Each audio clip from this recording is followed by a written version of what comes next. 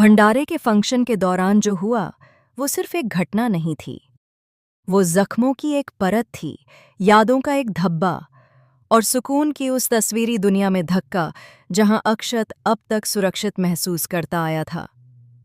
आने वाले एपिसोड में मंगल लक्ष्मी में वह कार्रवाई होगी जो न सिर्फ सनसनी उत्पन्न करेगी बल्कि हर दर्शक के दिल में सवाल छोड़ जाएगी।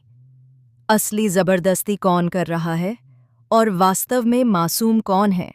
फंक्शन की सुबह चारों ओर हल्की सर्दी थी और धुंध सी फैली हुई थी, जैसे हर चीज में छुपी रही हो कोई कहानी, कोई राज। सक्सेना परिवार के लोग अपने अपने कामों में व्यस्त थे। मंगल तैयार हो रही थीं, कपिल की माँ रसोई में व्यंजन बना रही थीं, सजावट करवाई जा रही थी, फूलों की रंगत, झूमर की चमक और चांदी की थाली चम्मच की ध्वनि। पर इस माहौल की सुंदरता के पीछे दर्द छुपा था। अक्षत के लिए यह दिन खास होना चाहिए था।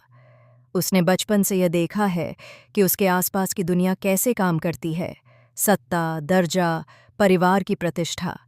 लेकिन आज उसने ठान लिया था कि वह कुछ अलग करेगा। यही वजह थी कि उसने मंगल को एक सरप्राइज देने की योजना बनाई थी, जिसे सुनकर मंगल की आंखों में चमक लौट आए।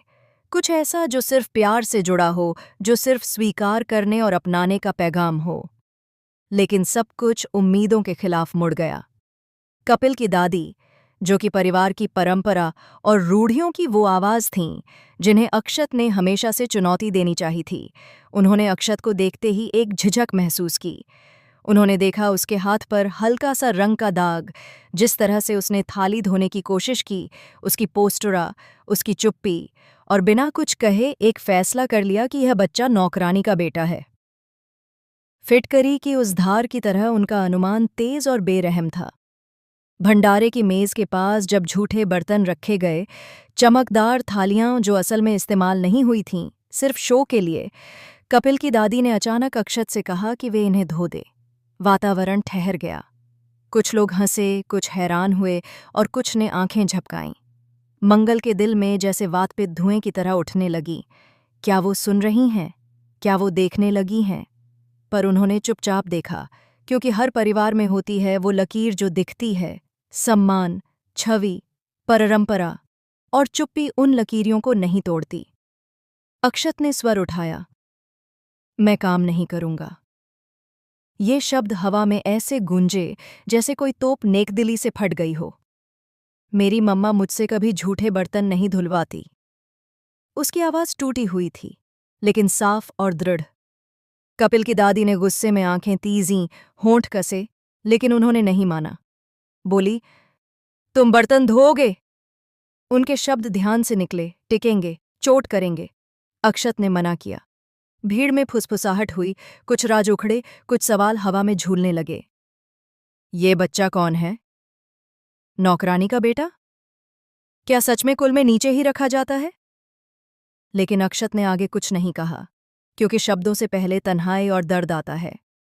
फिर हो गया वही, जो न कोई सोच रहा था, न चुनौती दे रहा था। अक्षत रो पड़ा।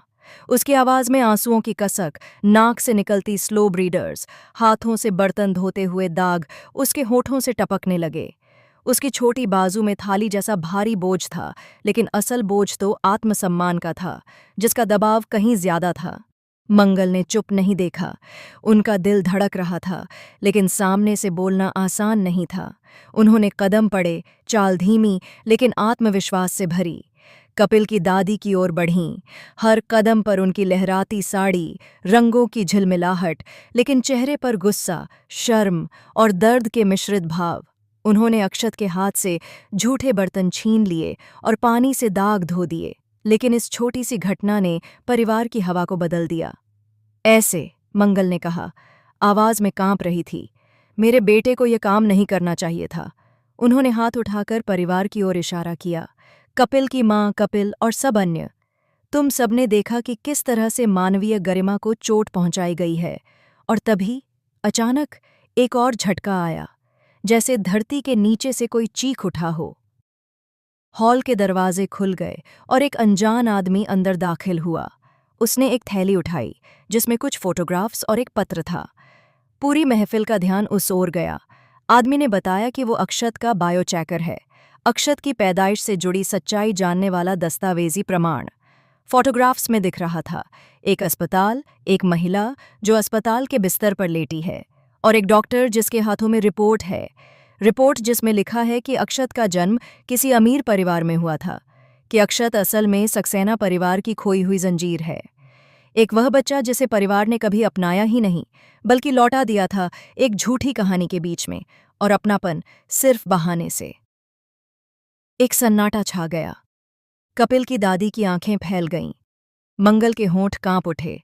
अक्षत की सांस अटक गई। सबकी धड़कनें जैसे एक ही ताल पर थीं। आदमी ने आगे बढ़ा और कहा, यह रिपोर्ट, यह फोटो, यह सब उस डॉक्टर ने भेजा है जिसे वर्षों पहले दबी हुई सच्चाई मालूम थी। अक्षत, तुम्हारा असली नाम तुम्हें याद है ना?